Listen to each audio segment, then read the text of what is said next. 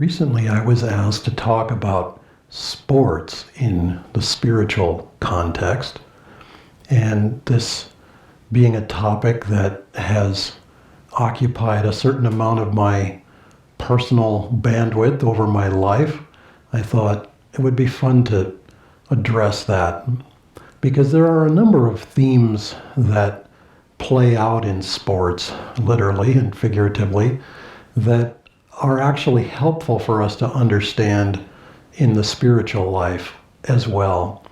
One of them is that competition is not necessarily a bad thing. Competition can, of course, be overdone, can, of course, be sort of taken too far, taken to the nth degree. Winning at all costs is not a spiritual principle.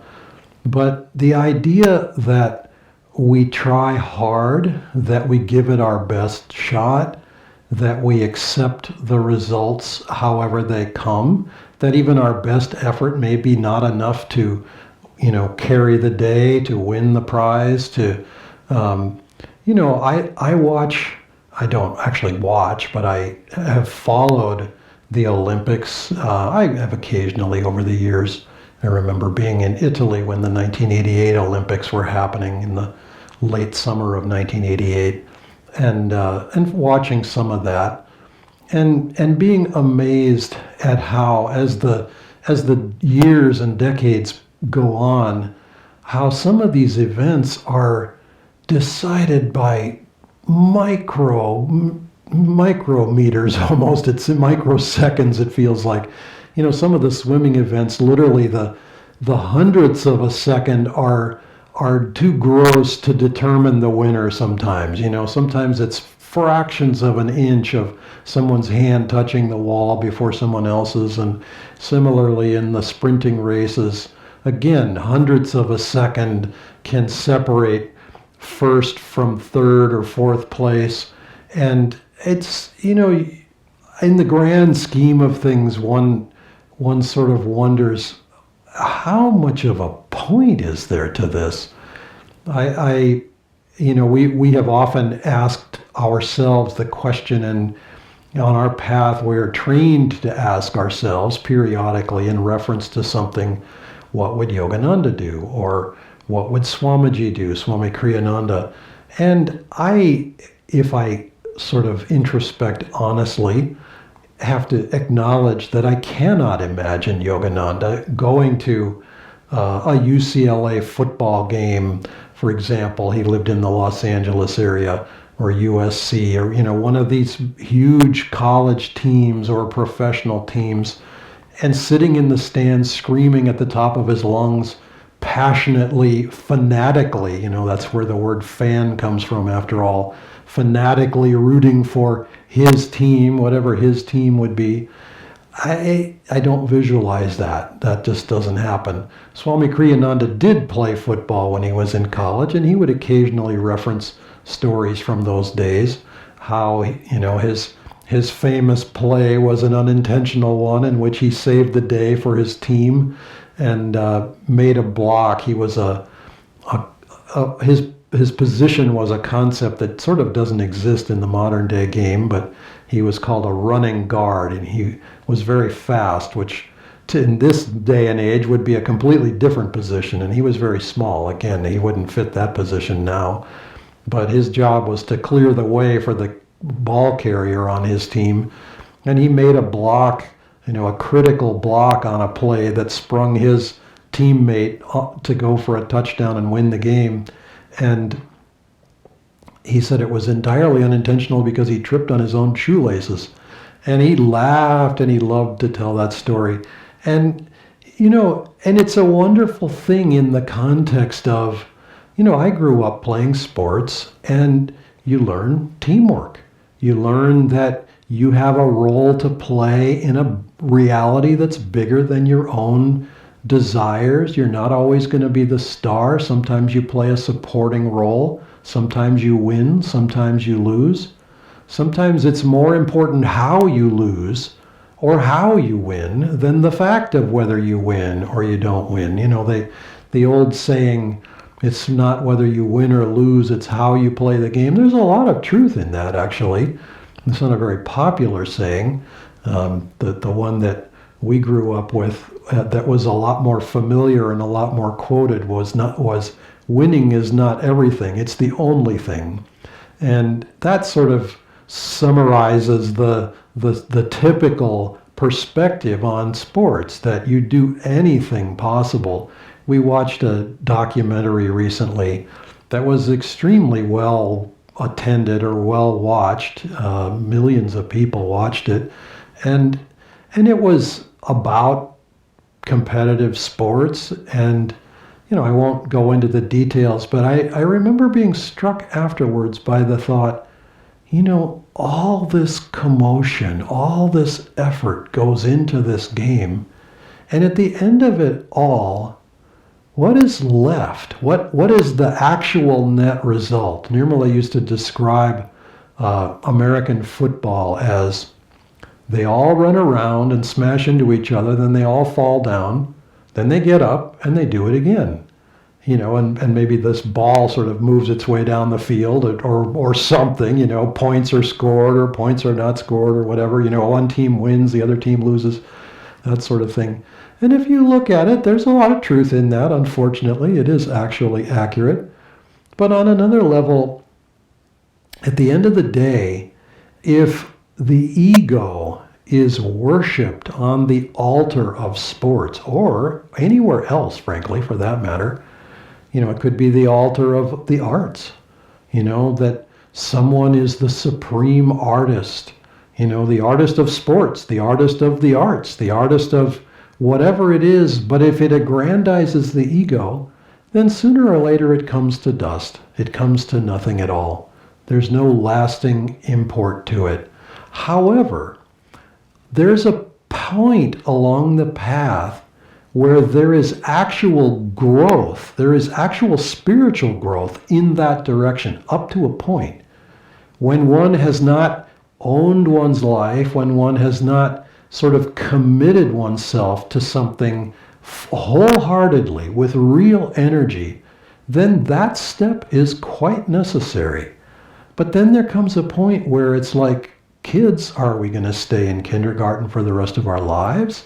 Are we going to stay in first or second or third grade for the rest of our lives?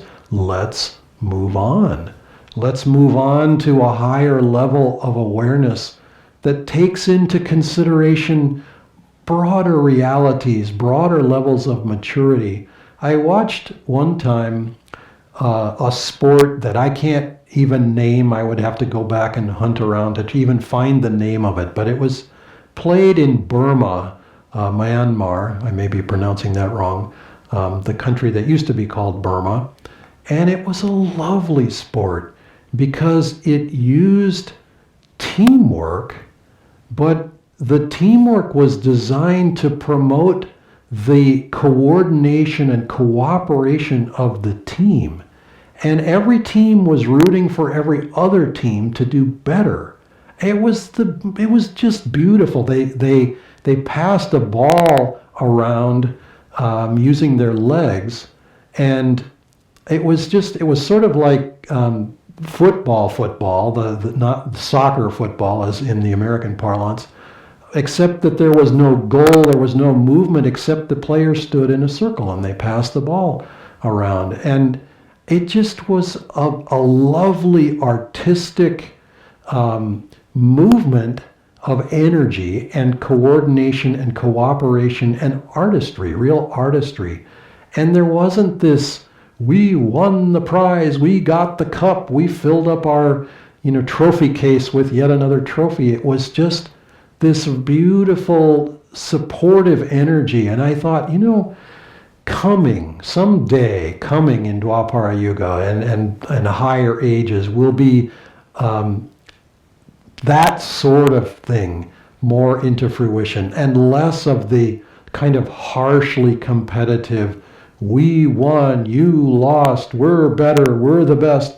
That kind of energy, again, it's as a child growing into a higher reality. Yes, that's meaningful. It's meaningful to claim that energy, to put forth that energy, to go through the effort and to live with the results, because you don't always win.